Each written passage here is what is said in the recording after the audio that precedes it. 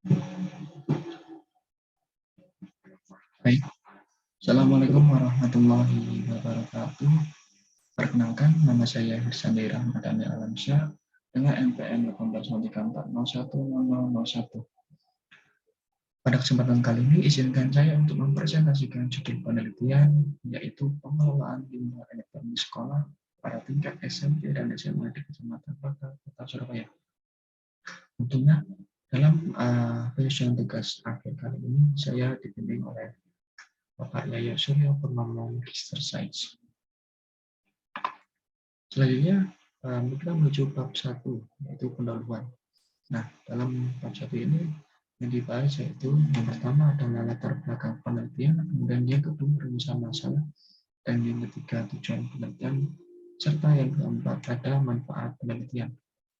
Selanjutnya kita akan menuju latar belakang terlebih dahulu.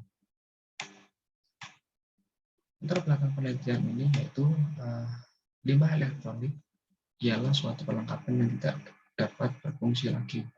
Menurut data PBB setiap tahunnya, limbah elektronik berjumlah 20 sampai 50 juta ton dan sekitar 70% limbah tersebut dibuang di negara berkembang. Menurut penelitian ICT et al. 2013. Sedangkan di Indonesia sendiri, menurut Dinas Lingkungan Hidup DKI Jakarta, limbah elektronik yang dihasilkan pada bulan Februari hingga Oktober 2020 mencapai 22 ton. Menurut Jubriana 2020. Kandungan dalam logam berat sendiri adalah banyak ditemukan arsenik, berilium, kadmium, timbal, dan merkuri. Nah, kandungan-kandungan tersebut dapat merusak ekosistem dan berdampak pada kesehatan. Contohnya, kandungan merkuri dapat merusak sistem otak dan kecacatan bawaan pada manusia. Astuti 2013.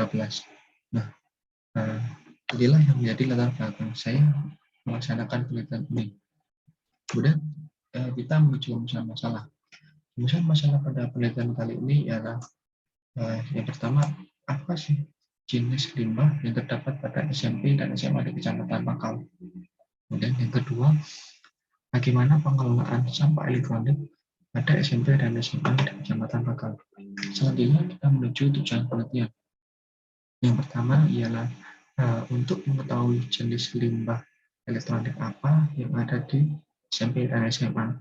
Kemudian yang kedua ialah untuk mengetahui pengelolaan apa yang telah dilakukan oleh masing-masing sekolah pada tingkat SMP dan SMA.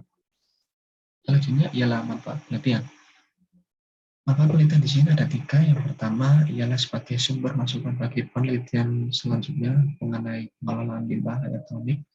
Kemudian yang kedua ialah sebagai sumber informasi terkait limbah elektronik yang terdapat di SMP dan SMA, khususnya di Kecamatan Bakal.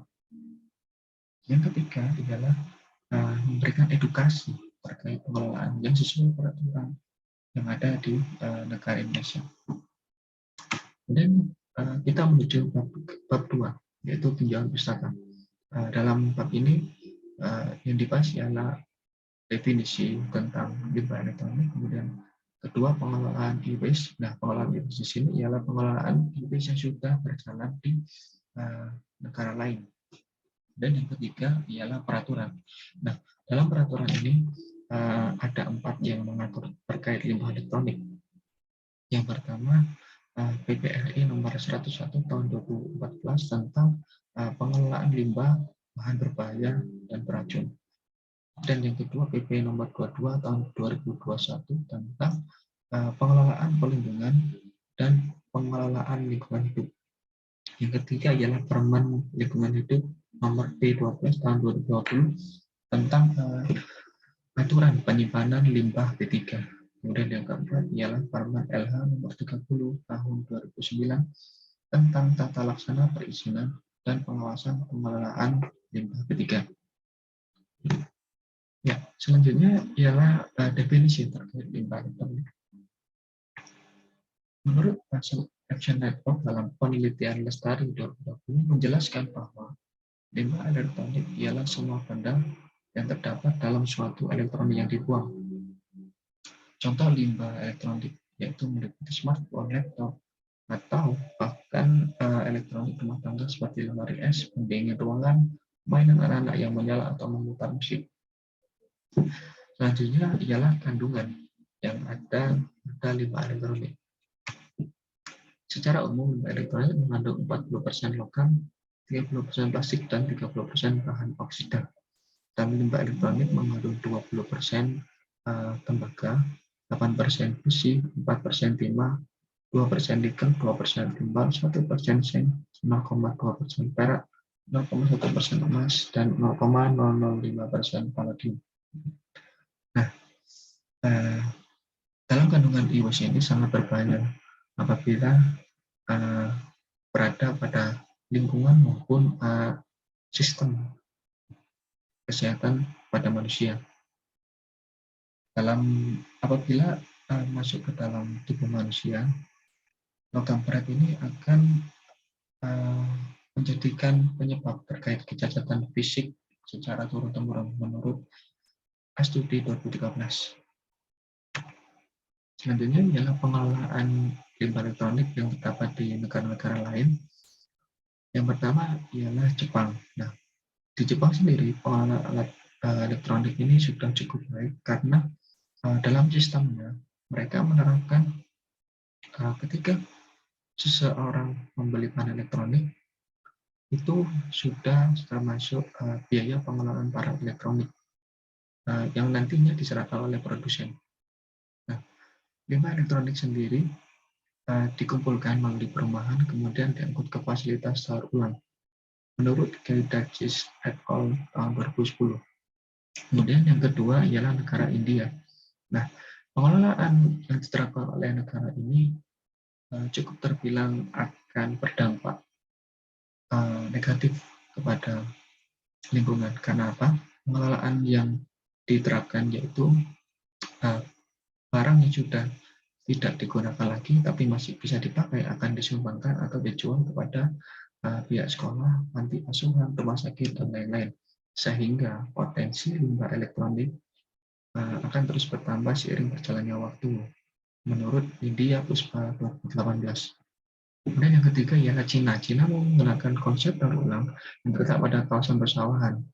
Nah, tetapi dalam pengelolaannya tidak bisa maksimal, sehingga mereka menyelundupkan limbah tersebut ke negara Vietnam. Menurut Media Puspa 2018. Selanjutnya ialah penelitian terdahulu. Dari 3 penelitian ini, semua hasil penelitiannya, pengelolaan yang dilakukan oleh objek penelitian ini masih belum sesuai dengan peraturan yang ada. Contohnya pada penelitian Angkola Pralaya, limbah elektronik di masing-masing rumah masih banyak yang tidak sesuai, tetapi mereka sudah mencoba untuk mengelola dengan cara memperbaiki. Selanjutnya kita masuk ke metodologi penelitian. Yang pertama ialah lokasi, kemudian objek penelitian, sumber data, dan analisis data. Lokasi pada penelitian ini ialah berada di wilayah Kecamatan Bakau dan dilaksanakan kurun bulan Januari hingga Maret 2022. Kemudian objek penelitian ini ada 9, di mana sebelum didata, yaitu kita mengetahui dulu jumlah sampel yang ada di masing-masing sekolah, yaitu 9 sekolah, 9 SMA. Kemudian kita menggunakan metode Slovin untuk menentukan objek tersebut. Banyak sumber data. Sumber data di sini ialah data sekunder dan data primer, di mana data sekunder meliputi jenis dan timbulan sampah, waktu penyimpanan, 3 masa pakai. Kemudian kita menuju data primer. Data primer yang digunakan adalah dengan metode wawancara, kuesioner, observasi, dan dokumentasi. Kemudian analisis data yang digunakan ialah penyajian tabel. Nah, penyajian tabel ini digunakan untuk mendata jenis maupun waktu maupun masa pakai yang ada di masing-masing sekolah. Kemudian yang kedua ialah penilaian skor ketentuan. Nah, ketentuan di sini ialah di kuesioner tersebut pihak sekolah yang biasa mengelola atau yang tahu tentang pengelolaan limbah yang sudah dilakukan akan berhak mengisi kuesioner yang telah disediakan. Dan yang ketiga ialah membuat kesimpulan pengelolaan yang sudah dilaksanakan di sana. Berikut adalah tabel penentuan skor, di mana nilai 1 ialah pengelolaan sesuai dengan peraturan, dengan nilai 2 pengelolaan sebagian besar sesuai dengan peraturan, 3. Pengelolaan setengah sesuai dengan peraturan. 4. Pengelolaan sebagian detail sesuai dengan peraturan. 5. Pengelolaan tidak sesuai dengan peraturan. Demikian paparan saya mengenai judul penelitian tersebut. Apabila terdapat salah-salah kata, saya mohon maaf. Saya akhiri. Wassalamualaikum warahmatullahi wabarakatuh.